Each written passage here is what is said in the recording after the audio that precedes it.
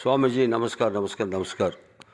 துறவியர் பெருமக்கள், ஆர்ந்தோர் பெருமக்கள் எல்லாம் நதிகளை தூய்மைப்படுத்த வேண்டும். காவிரி புஷ்கரம், கங்கா புஷ்கரம், இப்படி விழாக்கள், மணிமுத்தாறு புஷ்கரம், இப்படியெல்லாம் நீங்கள் விழா கொண்டாடிட்டு இருக்கிறீங்க.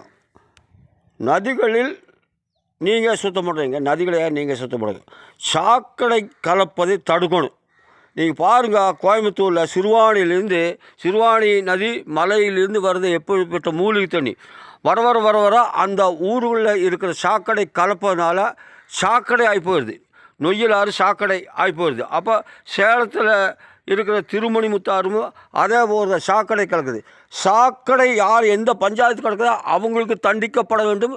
சாக்கடையை தனியான ஒரு வழியில் கொண்டு போய் எங்கேயாவது சுத்தப்படுத்த வேண்டும். இல்லாட்டி எங்கேயாவது குளங்கொட்டையில் தனியாக அதுக்குன்னு ஒரு குளங்கொட்டை ஏற்படுத்தி அதை செய்யணும். அதை மட்டும் விட்டுட்டு நதிகளை தூய்மைப்படுத்தணும்னா நதிகள் தூய்மையானது, பரம பௌத்திரமானது.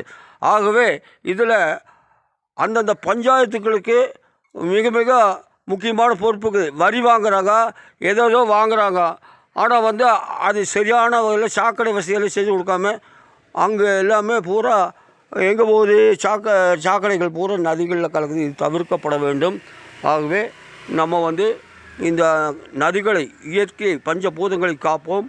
ஆக சுவாமிகள் அவர்கள் சாக்கடை கலப்பதை தடுப்பதற்கான ஒரு மிகப்பெரிய யுத்தத்தையே நாடு முழுக்க, தமிழகம் முழுக்க செய்ய வேண்டும்.